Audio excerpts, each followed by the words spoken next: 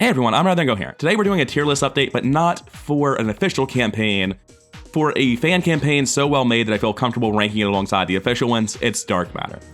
Dark Matter is absolutely wonderful. I just finished it off the channel, and I'll be throwing it up alongside the official scenarios on this, because like, why the hell not? Why not? There's no good reason not to. Let's do it. To go through the tiers first though, we have S, A+, and A. These are just gradations of a very, very good. The best scenarios, great scenarios, very good. These are all just like high marks, nothing bad to say about them. Good usually has some sort of problem. Fine doesn't elicit any emotional response from me. It's not good, it's not bad. Bad scenarios are scenarios that I don't want to play. And F tier scenarios aren't just awful scenarios. They do tend to be awful scenarios. But the scenarios where there is actually not a reason to play them and you shouldn't. You can just avoid playing the scenario, so don't play that scenario. We're going to be going in campaign order, so let's start with the Tattered Emolian. The Tattered Emolian's definitely living in A or higher. It's got really awesome combinations of flavor mechanics. It's a great introduction to the scan thing. It's a wonderful tutorial to everything the campaign's about.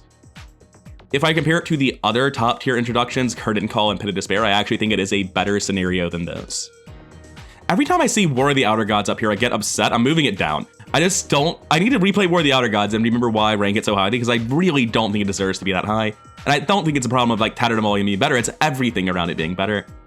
I'm gonna move this up to just below Deaddy. I don't think it gets to be any higher than that, but it does get to be that high. Tattered Emolian is my favorite opening of any campaign I've played, except for Ice and Death Part 1. Ice and Death Part 1 has that wonderful moment where you shuffle in all the enemies to a very depleted deck, and it has this massive pressure of fighting happening. That really just isn't a thing in any campaign I've played other than the Bloodborne fan campaign I played just before this one that's currently in alpha stages. Now, the next scenario you'll be seeing is Electric Nightmare, and as you can tell by the fact that it's at the bottom of this list, it's not going to be ranked that well, because I do have these ranked in the order that I feel about them.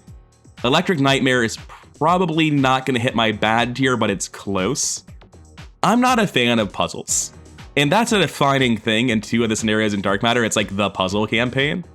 And it turns out that's not a good thing for me, but in Electric Nightmare, it's kind of just the puzzle. The whole scenario is the puzzle. Lots of cards can throw off your plans with the puzzle. It's just a bit of a hassle.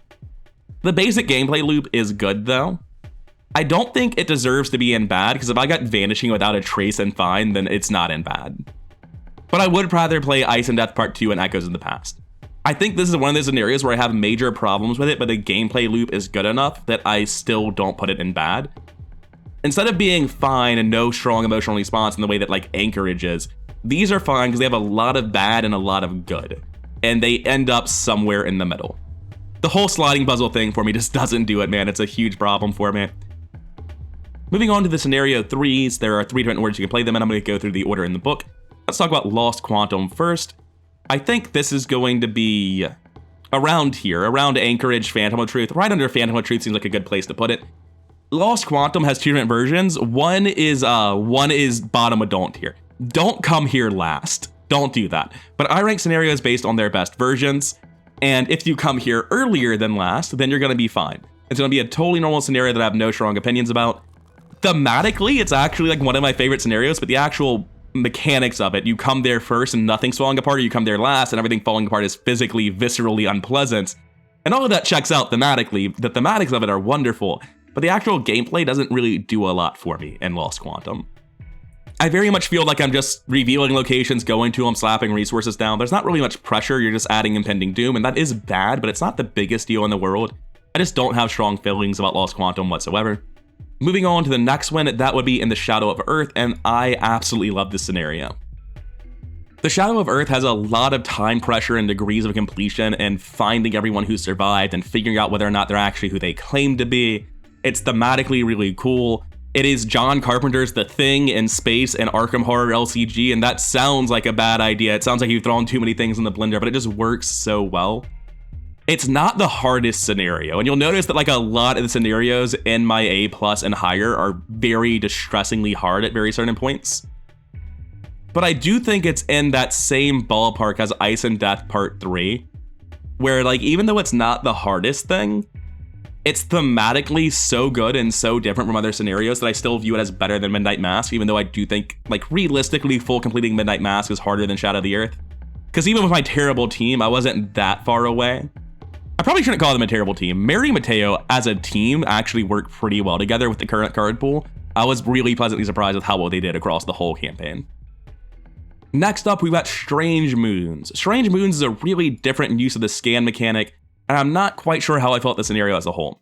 You would think that guard the gateway from the Byakuya onslaught at the end would be something I found really, really cool, but it doesn't scale with players in any way. The Byakis aren't that hard. Like, even in 2-player, I was very easily able to just like stand in the door and kill them all. So I think it's undertuned. I think it isn't player scaled that well.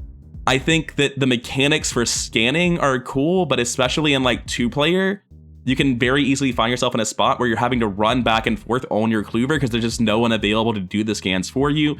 Because even with the Migo helping you out, that's still not quite fast enough. You need to be throwing brains, you need to be doing scanning. There's just too much going on.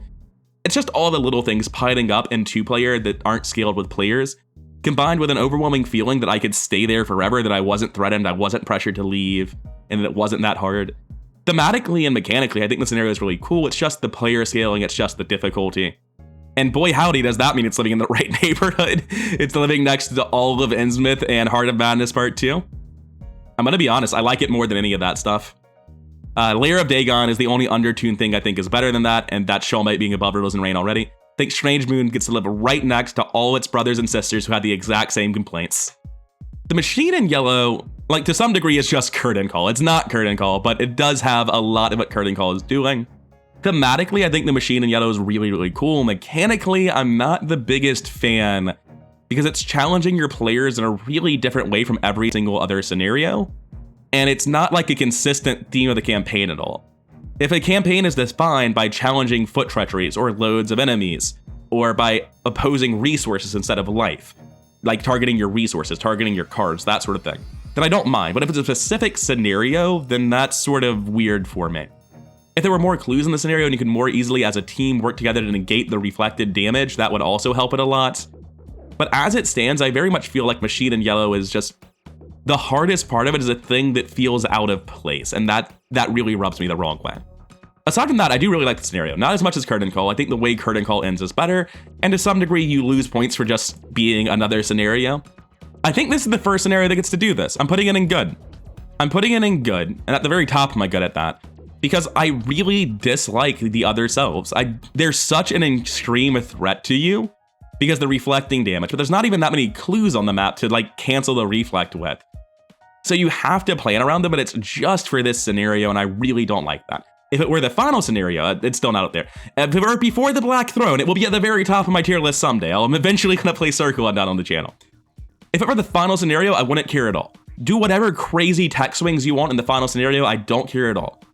And if it's a consistent theme, again, that'd be fine. But because it's just so out of left field that suddenly here is your entire health pool and physical damage, good luck dealing with it, because there aren't that many clues to spend. I think that's my issue. And maybe I got unlucky and rolled the locations that had less clues. I feel like I saw a 1 and a 0 in 2 of my random rooms, but if that's the case, then those locations shouldn't have that clue value. But on the whole, I do really like the scenario. It's just that huge problem with the difficulty spike in a completely unusual way that holds it down for me. Fragment of Carcosa is potentially going to be living somewhere in the same area as Vanishing Melina Harper and Electric Nightmare. The day-to-day gameplay of the scenario is like completely fine. I actually really, really like the gameplay of Fragment of Carcosa, and it's going to get rated a lot higher than these other scenarios, even though it also has a puzzle I don't like. In Vanishing, it's RNG, and Electric Nightmare, it's something you're going to have to think about in very different ways for different versions of the scenario, and counter cards can throw a wrench in it. But Fragment of Carcosa can be solved. I've still got it open. Here's a Microsoft Word plan of how to beat the Fragment of Carcosa. Because it has the same puzzle every time, and it can be solved, and you can just look it up if you've done it before, that means that in the second playthrough best version mindset I use when ranking scenarios, this is not a puzzle scenario. It's obtuse, and that does weigh it down a little bit, but it's not a puzzle scenario anymore. I really like the pressure on movement. One of the main ways the scenario opposes you is if you're trying to do everything, there's a huge movement tax. Another thing I quite like about it is the nature of the enemies, that it's just physically the world of Carcosa is hostile to you. Or I guess it's the world of Fragment. It's kind of blurry, you know, bit of both. Bit of A, bit of B. Thematically, I really, really enjoy the scenario. I don't find the puzzle holds it down nearly as much as many other scenarios that have similar problems.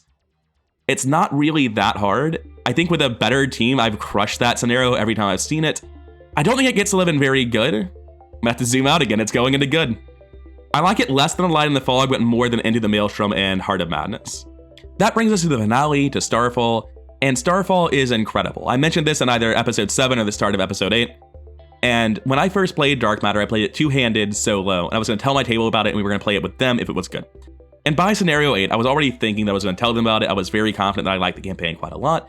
And then when I played through Starfall, I immediately sent messages. I was like, hey, I'm not done with Starfall yet, but we need to go play Dark Matter. This campaign is incredible. Because Starfall is legitimately one of my favorite scenarios in the game. Dude, it might just go at the top. The only scenario I'm actually weighing this against is Depths of Yath and also Devil Reef. I don't think Dim Carcosa should be above Devil Reef. I think it's easily one of the best scenarios I've ranked on this. I love Before the Black Throne, and there's a lot of really good stuff in Dream Eaters that I just haven't played on the channel yet. So I don't think it's like my second or even top 3 scenarios of all time, but I do really, really like Starfall. Let's gush about Starfall for a minute. Mechanically, it's really smooth and tight and well-tuned. Everything works very, very intuitively. The spaceships, the Star Opera feel of it all works really well mechanically, and thematically it's super resonant.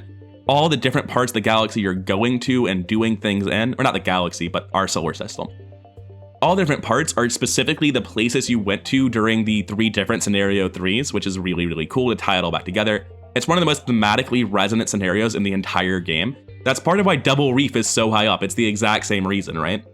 There's a load of different bosses. All of them could stand to be a little bit harder because when Sister Mary is stomping the fight game, maybe something's gone a little bit wrong. But there are still a load of boss enemies for the final scenario that feel like they should be there. There's so many really interesting locations and hooks. It's just all really, really well made. There's nothing about Starfall that I don't like. My only issue with it is I wish it were harder. And that's going to be the case no matter how hard you make it, because Dark Matter as a campaign really does have too much experience in it. I would like to see a return to Dark Matter have less experience.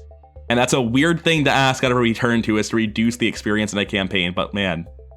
Seriously, if there's a return to Innsmouth, I hope they cut down the experience tremendously. Like, the biggest thing you would need out of a return to Innsmouth is reduced experience counts. You finish Devil Reef, you get to spend your experience from that scenario in the previous one, and you get like 20 experience. It's insane. And Dark Matter as a whole does not suffer from that problem. I don't feel like the end scenarios of Starfall, or of Dark Matter rather, were anywhere near the uninteresting stomp that I had in Innsmouth. But I definitely do feel like the finale could be harder. It's not necessarily easy. The better you do in the story, the easier it gets. And that does have an impact. I think of every single scenario I have in my S tier. Yeah, I think of every scenario in my S tier, the only one that's as easy as Starfall is Dim Carcosa. And Dim Carcosa can still be very hard if you get unlucky or if you play certain routes. I think Starfall is easily the least challenging scenario I've got in my S tier. And I still just like have no problem putting it this high at the top, because thematically and mechanically, it just works so well. In fact, I would say most of my A tier scenarios are harder too, but it's not just difficulty that makes me like scenarios, although that usually is a big part of it. Anyways, I've been rather coherent, and this has been a quick recap of my tier list, adding the Dark Matter stuff to it. I've really enjoyed playing Dark Matter on the channel, looking forward to playing more stuff. I'm not quite sure what's next. Probably Dream Eaters, probably Circle Undone. Needs to be one of those, right? And to quickly recap all the things we just ranked, Electric Nightmare is fine. I don't like the puzzle stuff, but other than that, it's a completely acceptable scenario. Lost Quantum, I have no strong emotional inclination about. It's not bad in any way. Well, one of the versions is, but that's not why it's ranked here, because I ranked them on the best versions. But I still do just think Lost Quantum is a fine scenario. It doesn't really have anything bad about it, as long as you go there first. Strange Moons is a good scenario. I like the thematics of it. I like you show up and you see the wrong kind of alien for Lovecraft, and like, this is a little bit weird. And then you realize it's the right kind of alien pretending to be a Grey, because that's what it thinks you're expecting when you see aliens. And I really enjoy that little twist. There's lots of little things in Strange Moons that works well. It just needs a higher difficulty level. Conversely, the Machine in Yellow's problem is that its difficulty is all the entire wrong sort of difficulty for the campaign. It challenges you extremely in a way we've never seen before in the campaign. And unfortunately, a twist like that doesn't feel good as a player. Fragment of Carcosa is not nearly as good as Machine in Yellow, but I do think it's a very good scenario, and its problems are just far less pronounced than Machine in Yellow, and on the whole, I think they're pretty similar. Then in A tier at the very top, we got Tattered Emollient. It's one of my favorite introductory scenarios in the entire game. In fact, except for Ice and Death Part 1, there is no official scenario of one that I like more. Then moving up in the low end of rate, we've got Shadow of Earth, John Carpenter's The Thing, and Space, and Lovecraft. It worked out somehow. I don't know how. It's sort of a miracle. But yeah, it's just a really good, really engaging scenario. And then at the very top, we've got Starfall. Starfall is just so thematically on point, so mechanically intuitive and smooth and well-tuned. It could do with being a whole lot harder. It could do with a lower experience campaign leading into it. And if those things were done, if it was actually a more challenging experience, it would stand a chance at least breaking into my top 3, if not being the #1 slot outright. And I know right now it is in my top 3, but like, let's not pretend it's actually in my top 3, because I love Before the Black Throne and Where the Gods Dwell. But I mean, honestly, that still puts it in position number 4, maybe still in 3. I'll have to play Where the Gods Dwell again, but I'm pretty sure I like it more than Starfall. It's still 4th best, and that's incredible, especially for a custom campaign. Anyways, that'll be it for today. I've been Rather Coherent. This has been my brief recap of the Dark Matter custom campaign. Had a blast with it. If you haven't tried it, try it out. It is a great time. If you liked the video, like, comment, subscribe. All that stuff really does help the channel grow, and I'll see you in the next one.